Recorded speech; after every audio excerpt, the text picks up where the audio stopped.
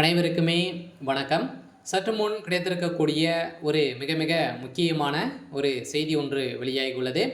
சற்று முன் உதயநிதிக்கு கத்தி குத்து, போலீஸ் குவிப்பு, ஸ்டாலின் அதிர்ச்சி, இது மாதிரி வந்து பார்த்தீங்கன்னா செய்திகள் வந்து வெளியே இருக்குது.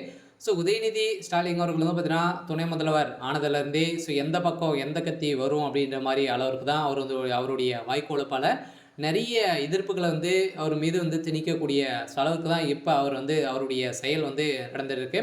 இந்த செயலின் அடிப்படையில் சனாதன வழக்கின் மூலமாக ஏற்கனவே பார்த்தீங்கன்னா மக்களை இழிவாக பேசியிருக்கக்கூடிய சம்பவத்தின் அடிப்படையில் இந்து மதத்தை ஒட்டுமொத்தமாக ஒழிக்க வேண்டும் அப்படின்ற மாதிரி பேசியிருந்த நிலையில் தான் எதிர்ப்பு நிறைய மாநிலங்களும் நிறைய எதிர்ப்புகள் வந்திருந்த நிலையில் இதில் ஆஜராக சென்றிருந்த உதயநிதி ஸ்டாலின் அவர்கள் வந்து பார்த்தீங்கன்னா அங்கு நீதிமன்றத்தில் திடீர்னு வந்து பார்த்தீங்கன்னா கத்தி குத்தி ஏற்பட்ட சம்பவத்தின் அடிப்படையில் பெரும் பரபரப்பை ஏற்படுத்தியிருக்கு. இதை பற்றி இந்த வீடியோவில் நம்ம முழுமையாக பார்க்கலாம். அதுக்கு முன்னாடி நம்ம சேனலுக்கு வந்து இப்போ தான் நீங்கள் முதல் முறையாக வந்திருக்கீங்க அப்படின்னா மறக்காமல் நம்மளுடைய சேனலை சப்ஸ்கிரைப் பண்ணி சப்போர்ட் பண்ணுங்கள். வாங்க வீடியோக்குள்ளே போகலாம். வந்து பார்த்தீங்கன்னா உதயநிதி ஸ்டாலின் அவர்கள் வந்து ஏற்கனவே அவருடைய வாய்க்கோலப்பால் திமுகவுடைய தலைமையகத்துக்கு நிறைய நெருக்கடிகள் வந்து கொடுக்கும் விதமாக தான் செயல்பட்டு வராரு. இருந்தாலும் இப்போ அவர் சனாதன வழக்கு மூலமாக நிறைய பிரச்சனைகள் வந்து அவர் தலையில் போட்டிருக்கக்கூடிய நிலையில் வந்து பார்த்தீங்கன்னா நீதிமன்றம் சென்ற வழியில் மர்ம நபர்களால் இவருக்கு கத்தி குத்து ஏற்பட்டதாக ஒரு தகவல் வெளியாக இருக்குது. சொன்னதை பார்த்தீங்கன்னா அதிரடியாக பெரும் அப்போலோ மருத்துவமனையில் அனுமதி பெற்று இப்போ சிகிச்சை பெற்று வராரு அப்படின்ற மாதிரி தான் ஒரு தகவல் வெளியாக இருக்குது. இந்த நிலையில் சென்னையில் போலீஸ் குவிக்கப்பட்டு யார் அந்த நபர் அப்படின்ற மாதிரி வந்து பார்த்தீங்கன்னா இப்போ போலீஸ் விசாரணையில் வந்து நடந்துட்டு வருது.